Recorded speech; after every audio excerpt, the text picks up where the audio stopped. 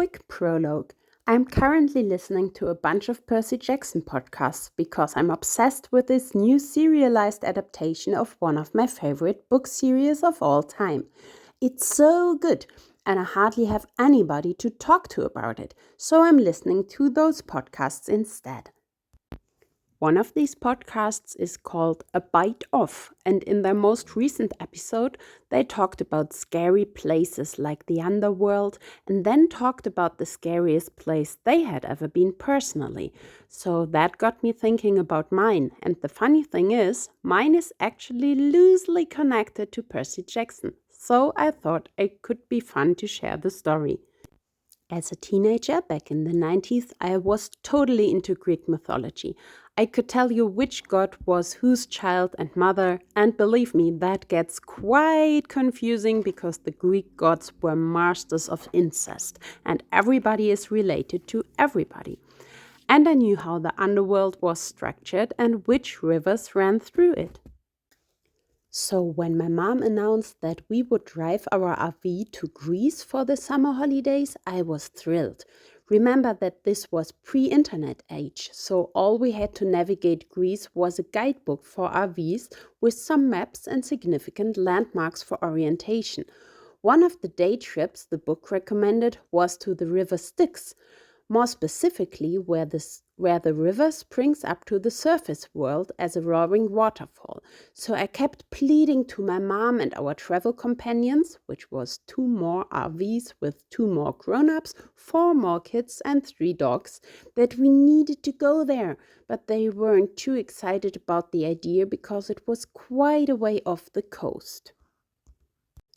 We spent some glorious days on the Peloponnese Peninsula exploring ancient places like the famous amphitheater of Epidaurus, the Cyclops Wall, and once powerful places like Olympia and Mykene. In the evenings, whenever I could find 2 eucalyptus trees in close proximity to each other, I hung up my hammock and fell asleep with that faint eucalyptus scent and the wind rustling in the leaves above my head. Often, though, when there were no trees nearby, us kids would simply move our air mattresses together and we slept under the open sky. Our dogs kept watch, and my Schnauzer mix Afra always curled up in my knee pit and kept me warm and safe. Keep that in mind, it becomes important later on. Eventually, my excitement for Greek mythology had spread throughout the group, and we set out to find the river Styx after all. Directions in the guidebook were kind of vague, and because back in the 90s there was no Google Maps and hardly any of the roads even had names, we had to rely on information like turn left at the big oak tree and turn right after you pass the village fountain of Peristera. It had to happen eventually. We must have missed a landmark. By the time we realized we were clearly wrong, the road up the mountain had become so narrow, though, that there was no chance to turn the RV around.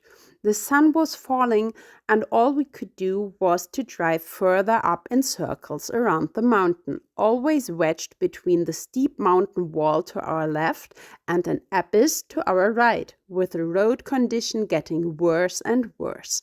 Just when the sun had completely set, our RV's light broke, both the low beam and the high beam.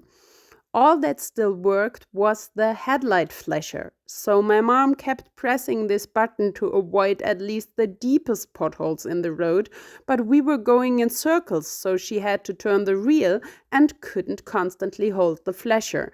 And there was more than one instance where one of our wheels rolled into a pothole and the entire RV shifted towards the abyss.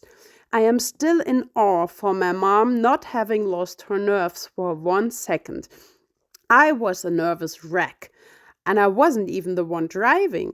Years later, my mom confessed to me that she had been trembling inside just as badly, but she hadn't let it show because she didn't want to scare me even more. My mom was just the greatest. After what had felt like ages, but probably hadn't even been an hour, The road entered a forest and we reached a clearing big enough for 3 RVs and wide enough for another car to pass by or for us to turn around.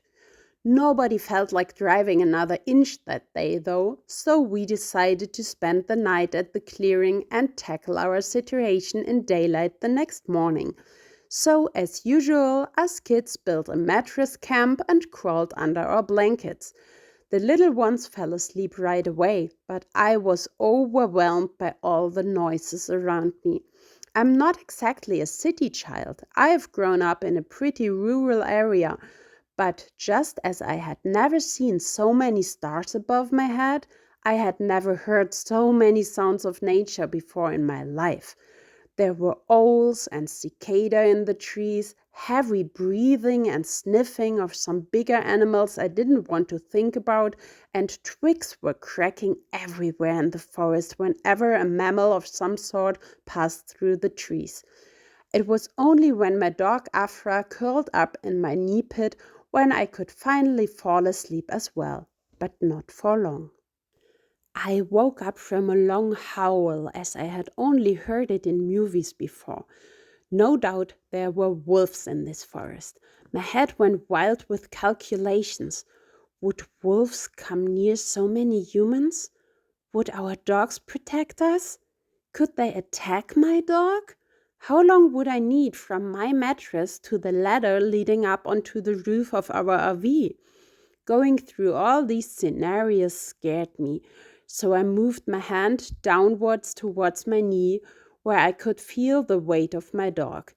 That's when I got the shock of my life, because instead of the comfort of Afra's warm fur, my fingers closed around an icy cold human arm. I screamed. I screamed so loudly that everybody woke up, even the grown-ups, and the arm in my hand started squirming and pulling away from me, followed by a confused and sleepy "What happened?" from the same direction. When several torches had been switched on, the situation became clear. Little Robin had unconsciously rolled out of his sleeping bag and had stretched out across my knee.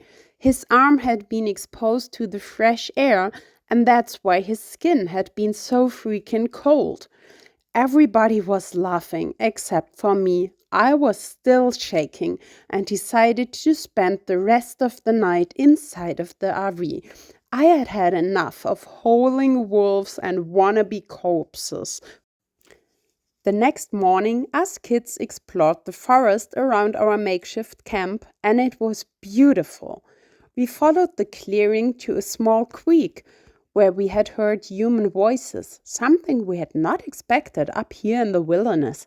Imagine our surprise when we came across a group of teenagers doing martial arts training in the middle of the woods. My English wasn't as good back then as it is today, and neither was theirs, but I managed to explain that we had been looking for the sticks, and they explained to us that we had actually ended up on the wrong mountaintop.